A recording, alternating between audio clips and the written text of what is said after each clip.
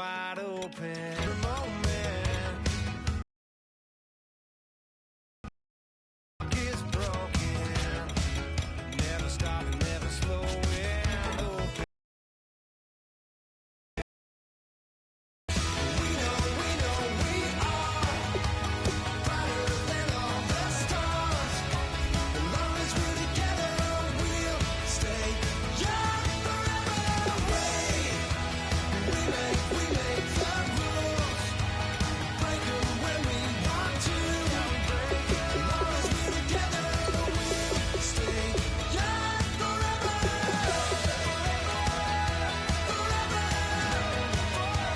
Young forever. We'll stay young forever.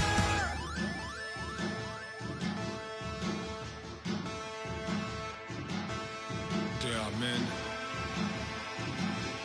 and there are giants. Bass and stills in the building, flash the camera. I'ma drop the hammer. Things done changed, the hip-hop sizzle and Bobby out the slammer. Hip-hop start on the East Coast and then move west, now down to Bama. I'ma bring it back to New York, hold on, then throw your hands up. Pass me a cup of the in the club with the juice in the get bent out. Then I'ma slide with it to my ride and head up to my penthouse. Oh, I'm not trying to take it slow, working hard, caking dough. Hello, everyone. I'm Larry Ridley. Welcome to the NFL on EA Sports. Today's game features two skilled wide receivers who happen to be two of the best route runners in the league. It's Antonio Brown going up against Julian Edelman. With that, let's send you up to a snowy Foxborough, Massachusetts, where we'll check in with our commentators, Brandon Godden and Charles Davis at Gillette Stadium. Well, the radar says the heavy stuff still a few hours away, but snow is falling as we near kickoff at Gillette Stadium in Foxborough. Tonight, we've got an AFC matchup on tap between the Pittsburgh Steelers and the New England Patriots. And hello again, everybody. With Charles Davis, I'm Brandon Gaudin here in the booth. And, Chuck, you take a look at this matchup. I don't know if it's going to be one in the trenches from the quarterbacks out, whatever. It's going to be a good game. Oh, without a doubt. I can't wait to see the big fellas have an impact. We're always spotlighting those wide receivers and quarterbacks and running backs and even the defensive backs. But the big guys, I can't wait to see which one tilts the balance for their team. Danny Amendola on the return. And a nice return sets him up pretty good here at the 30-yard line.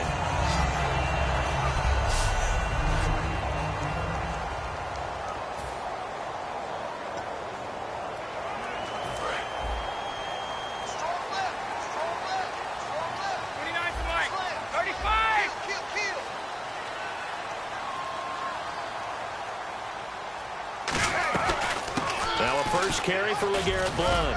And he'll be tackled at about the 35. This is the offense we're going to see coming up in this one, and LeGarrette Blount, the featured back. The big knock on him coming out of college was his lack of speed, but it's definitely not his lack of power. He runs right through opposing tacklers and sets things up big for his offense. Second down following the run. Hey, you're on an island over there. Single receiver. We 20. Brady to throw on second down. And he fires one that's intercepted. A great read, and it's picked off. And he'll get this back to the 32-yard line. Certainly not how they envisioned ending their opening drive here in the first quarter. Too many ones in this play. First quarter, first drive, first interception thrown. And that last one, that hurts. And they'll start this drive with very good field position.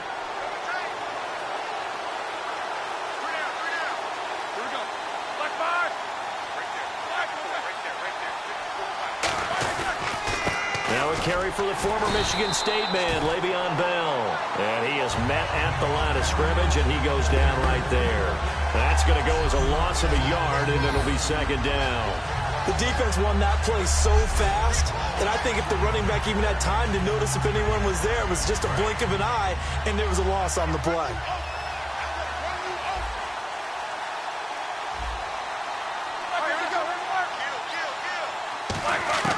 Now Roethlisberger to throw on second down. This is caught by Antonio Brown. And give him 17 yards that time as that'll move the chains. Forget bright lights, big city, partner. It's bright lights, big stage, NFL playoffs.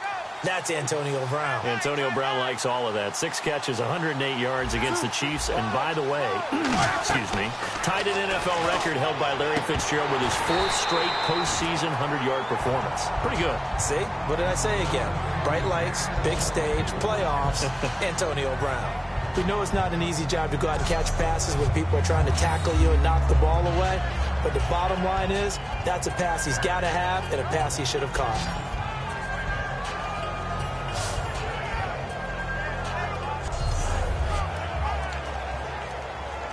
Unable to connect on the first down pass play. Now it's second down.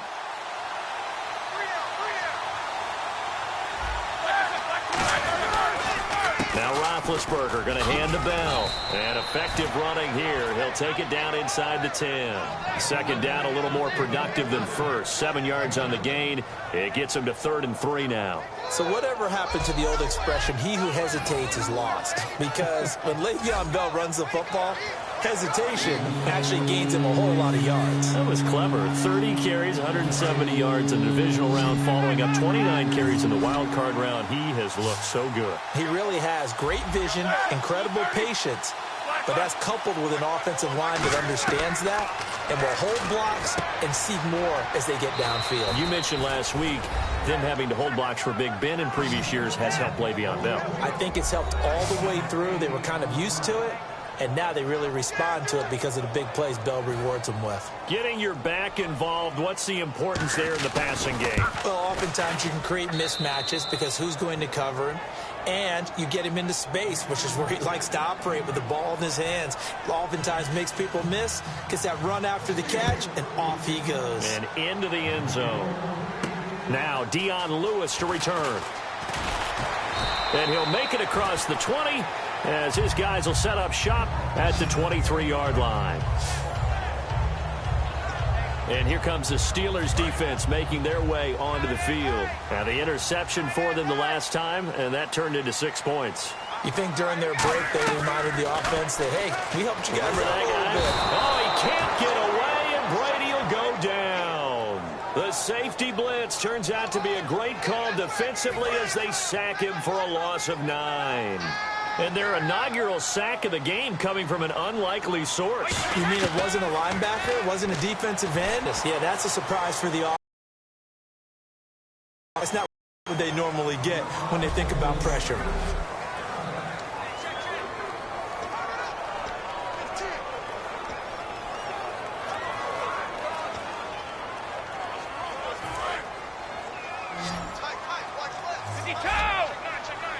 The Steelers insert their nickel defense on 3rd down. Yeah, they add a DB.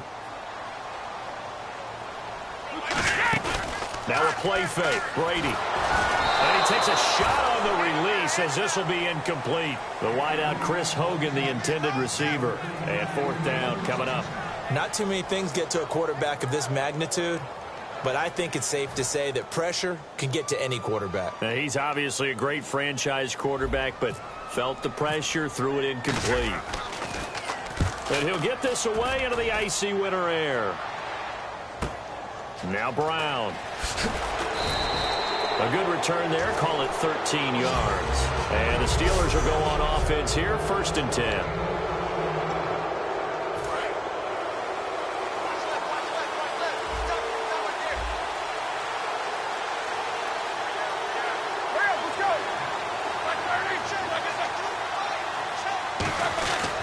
They'll start out on the ground with Bell. And he's got some space here.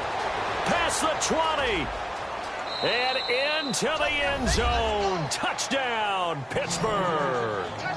Le'Veon Bell with his 2nd touchdown in this opening quarter. And the Steelers get the quick strike touchdown. And on that long run, maybe the defense caught napping a little bit. The concentration level may not have been there. I agree with you on that one because those types of plays, when they result like that, they're almost like big bolts of lightning, aren't they? Whoosh, and off he goes. Now, these are not going to be easy on a cold, snowy night, but this one is up and through. Boswell now to kick it away after the touchdown. This will be fielded at the 8. And he's up past the 20 to the 22-yard line. And the Patriots gearing up to go now. And last drive, 3 and out. Still a goose egg on the scoreboard. How do they break that goose egg? They've got to find a way to get the ball in the hands of their playmakers, get them some space, and try and make a first down and get some momentum going. It's been a struggle for them throughout the game, and that 3 and out on the last possession, that told you just how stalled they are on offense. So who will step up here? We'll see. Brady going to throw. Over the middle, that's caught by Hogan. It'll go as a gain of 6 that time, and it moves the chains as well. Offense comes to the line now, 1st and 10. Good throw, good catch, but I really like the route, the drag, and being able to run away. Wait, 20.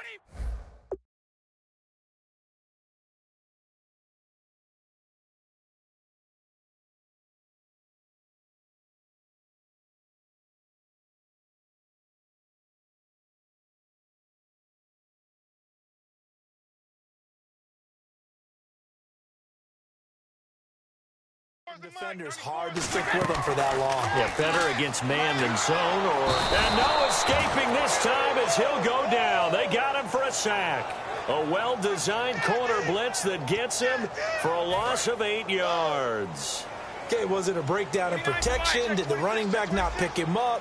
What does it really matter? Sometimes it's just a great play made by the defense. Big-time sack. And he finds a man on the crossing route. And he takes this one just shy of midfield all the way to the 49.